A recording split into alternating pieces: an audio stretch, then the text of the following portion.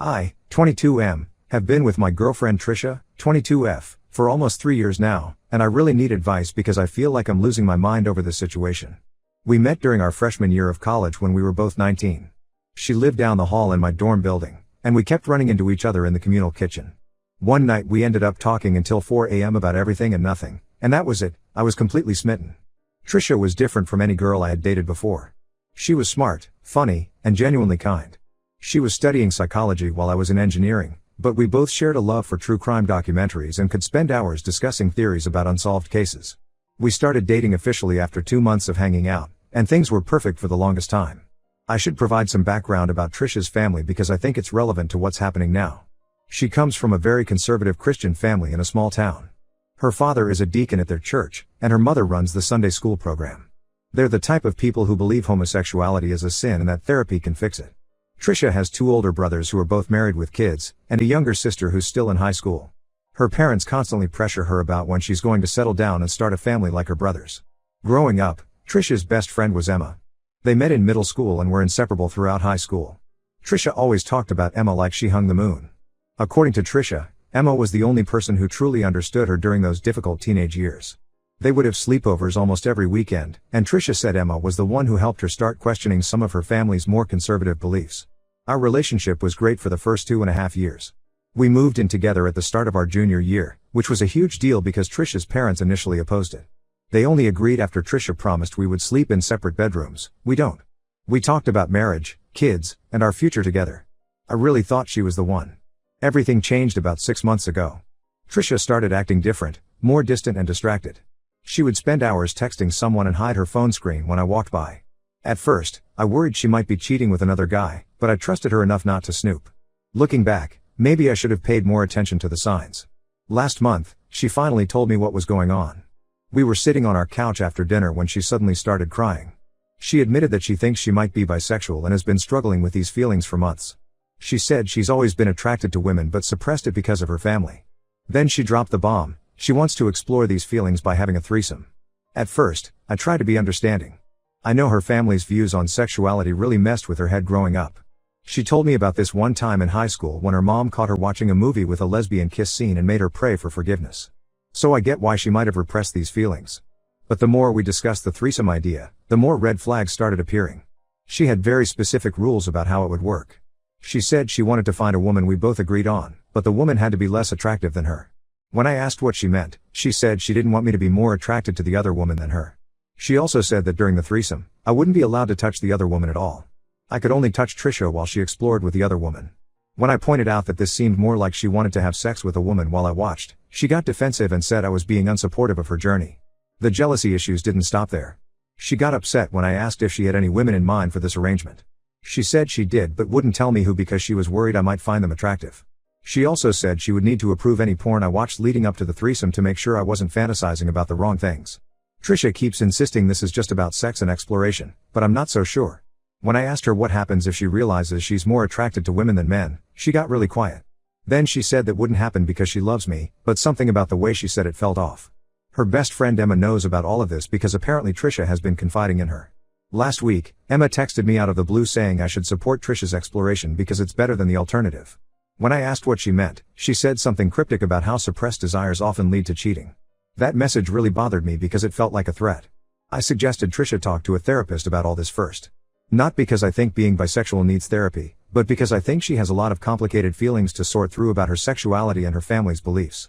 She got really angry and said therapy is too expensive and she doesn't need to pay someone to tell her what she already knows, that she needs to experience being with a woman to understand her feelings. The thing is, I love Trisha more than anything. She's my best friend and the person I thought I would spend my life with. But I can't shake the feeling that there's more going on here than she's telling me. The jealousy, the specific rules, the cryptic messages from Emma, it all feels like I'm missing something important. Right now we're at a standstill. She brings up the threesome idea every few days, usually after she's been texting with Emma. When I express my concerns, she accuses me of being close-minded like her family. But I don't think that's fair. My issue isn't with her being bisexual, it's with how she wants to explore it while keeping me in this weird limbo state.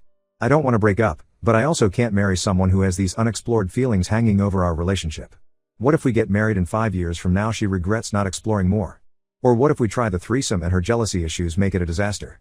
Or what if this whole thing is about something else entirely that she's not telling me? I need advice. Am I being unreasonable here? Should I just let her explore once to get it out of her system? Or am I right in thinking this could only lead to more problems? Has anyone else been in a similar situation? Update 1 first, I want to thank everyone who commented on my original post. Your insights really helped me think through this situation more clearly. A lot has happened in the past 2 weeks, and unfortunately, none of it is good. After reading your comments, I decided to have an honest conversation with Trisha about everything. I told her I understood her need to explore her sexuality, but I wasn't comfortable with the threesome idea given her jealousy issues. However, I said I would consider giving her a one-time hall pass to explore with a woman if that would help her figure things out. I thought this was a reasonable compromise. At first, Trisha seemed relieved and happy with this suggestion. She hugged me and said she was grateful to have such an understanding boyfriend. But then she got quiet for a moment before dropping a bombshell. She already had someone specific in mind for this exploration. It was Emma, her best friend from high school. Yes, the same Emma who texted me about Trisha potentially cheating. The same Emma who's been texting Trisha late at night. Everything suddenly started making sense in the worst possible way. Trisha then admitted that she and Emma have been having intense conversations about sexuality for months. Apparently, Emma recently came out as bisexual and broke up with her boyfriend of 2 years. According to Trisha, these conversations with Emma helped her realize and accept her own bisexual feelings. When I asked Trisha if anything physical had happened between them since we've been together, she swore nothing had. But then she got shifty and admitted Emma had been sending her suggestive photos late at night. Nothing explicit, she claimed, just artistic photos in lingerie or bikinis. Trisha said she never sent anything back, but she also didn't tell Emma to stop because she was confused about her feelings. I was already reeling from these revelations when Trisha decided to come clean about something else. Remember how she told me she and Emma only fooled around once at a sleepover in high school? Well, that was a lie. It turns out they had a regular friends with benefits situation going from junior year of high school all through their first year of college. Let that sink in. Their first year of college, which means it continued into the first few months of my relationship with Trisha. When I pressed her on the timeline, she broke down crying and admitted their last hookup was 3 weeks after she and I started officially dating. I felt like I was going to be sick. Not only had she lied about her sexual history with Emma, but she had technically cheated on me at the beginning of our relationship. She tried to defend herself by saying we weren't that serious yet and she was still figuring things out, but that's no excuse. While all this was coming out, I got a message from James, Emma's ex-boyfriend. He wanted to let me know why he and Emma really broke up. Apparently, Emma confessed to him that she and Trisha had been planning this whole thing for months. The plan was for each of them to ask their partners for a hall pass so they could sleep together without it technically being cheating. James shared screenshots of texts between him and Emma where she talked about her feelings for Trisha. In one message, Emma said she's been in love with Trisha since high school but they could never be together openly because of their families. She said she thought dating men would make these feelings go away, but being with Trisha was like coming home. When I showed Trisha these screenshots, she completely broke down. She admitted that yes, she and Emma had been planning this, but swore it wasn't just about sex. She said she really does love me and wants to stay with me, but she also has deep feelings for Emma that she's never been able to fully let go of. Trisha's been calling and texting constantly since this confrontation. Her messages swing between apologizing profusely and accusing me of being unfair. Sometimes she'll say she'll cut all contact with Emma if that's what it takes to save our relationship. Other times she'll say I'm being controlling by asking her to cut off her best friend. The worst message came last night. She texted saying that if I really loved her, I would understand that she can love both me and Emma at the same time. She suggested maybe we could try polyamory. When I didn't respond, she sent another message saying she's going to stay with Emma for a few days to clear her head. I feel like such an idiot. All those late night texts, the sudden interest in threesomes, the specific rules about me not touching the other woman, it was all just a complicated plan to find a way to be with Emma without having to admit what was really going on. Part of me wants to forgive Trisha. We've built a life together over the past 3 years, and the thought of throwing it all away hurts more than I can describe. But how can I ever trust her again? She's been lying to me for our entire relationship. She cheated on me at the beginning and has been emotionally cheating with Emma for months. I haven't officially ended things yet, but I think we all know where this is heading. Trisha's staying at Emma's place right now, and I'm sitting in our half-empty apartment trying to figure out what to do next. Do I even try to salvage this, or do I just accept that our relationship was built on lies from the start? Update 2. After my last update, I finally did what needed to be done and ended things with Trisha. She moved out of our apartment and in with Emma, claiming it was just temporary until she could find her own place. I tried to focus on healing and moving forward with my life, but life had other plans. Last week, I ran into Trisha's younger sister, Katie, at the grocery store. I tried to avoid her, but she came up to me and said we needed to talk. We went to a nearby coffee shop, and what she told me changed everything I thought I knew about Trisha and Emma's relationship. According to Katie, Trisha and Emma haven't just been best friends who occasionally hooked up, they've been in an on and off secret relationship since they were 16 years old. Apparently, Katie caught them kissing in Trisha's room back in high school, and Trisha swore her to secrecy, telling her their religious parents would disown them if they ever found out. Katie explained that Trisha and Emma had this whole system worked out. They would date guys as cover while secretly being together. When one of them started getting too serious with a boyfriend, they would stage a big fight and pretend not to talk for a few months. But they always ended up back together. She showed me old texts between her and Trisha from when Trisha and I first started dating. In these messages, Trisha was torn about her feelings for me because I was the first guy she actually fell in love with. She told Katie she thought dating me might help her finally get over Emma, but she couldn't make herself cut contact completely. The more Katie talked, the more things started making sense. All those weekends Trisha spent at girls' nights with Emma. The mysterious fights they would have where they wouldn't talk for weeks, only to suddenly make up with no explanation.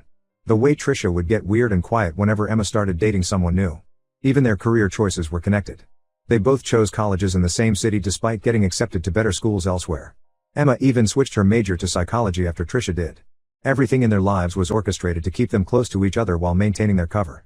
Katie revealed that every boyfriend Emma ever had eventually got the same speech about her questioning her sexuality and wanting to experiment. Trisha would do the same when she felt Emma was getting too serious with someone else. It was their way of creating chaos in their relationship so they could end up back together without raising suspicions. The threesome suggestion and hall pass request weren't new ideas either. They'd apparently used similar tactics with previous boyfriends.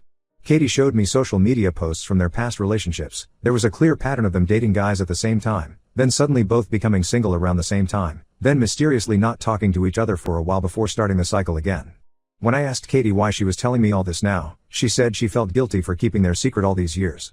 She said she watched Trisha break multiple guys' hearts while playing this game with Emma, but this was the first time she'd seen her sister genuinely struggle with her feelings for someone else. Apparently, Trisha really did love me, which made it harder for her to follow their usual pattern. The final bomb Katie dropped was about Emma's recent breakup with James. It wasn't spontaneous, they'd been planning it for months.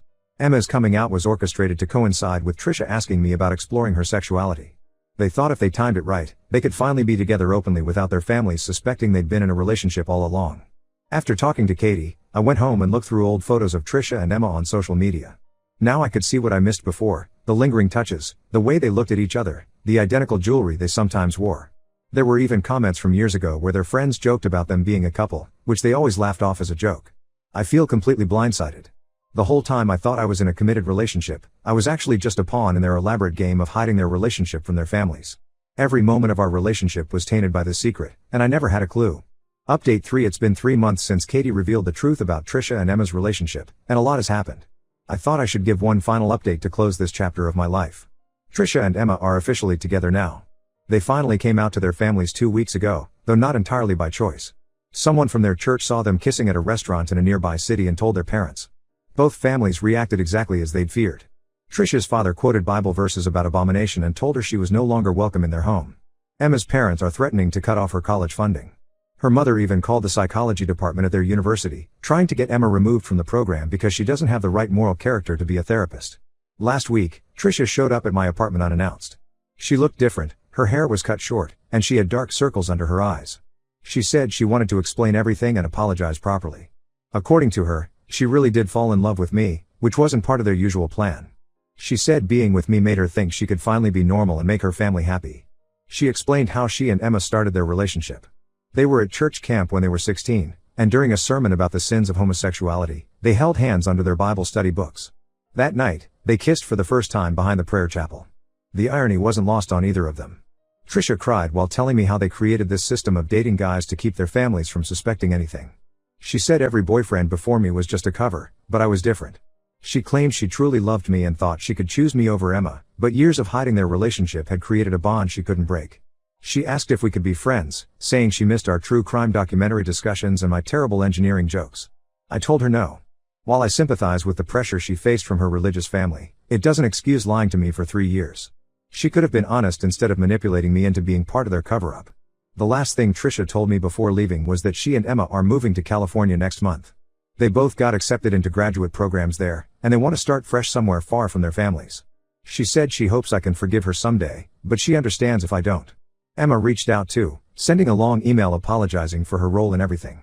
She explained how their years of hiding and lying had become so normal to them that they stopped seeing how it hurt others. She's in therapy now, trying to deal with the trauma of growing up in their conservative community and the guilt of how they treated their ex-boyfriends. I'm doing better now.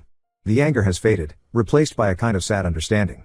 Two scared teenagers created an elaborate system to hide their love, and that system grew into years of deception that hurt everyone involved. While I can understand how it happened, it doesn't make it right. I've started dating again recently. My first date was with a girl from my engineering program who asked me out for coffee. When she told me she was bisexual during our second date, I felt a moment of panic. But then she talked about how important honesty is to her, and how she never wants to hide who she is. It was refreshing. This experience taught me a lot about trust and how important honesty is from the very beginning of a relationship. I don't regret ending things with Trisha, I just regret not seeing the truth sooner. But I'm stronger now, and I know what I want, someone who's brave enough to be honest about who they are, even when it's hard.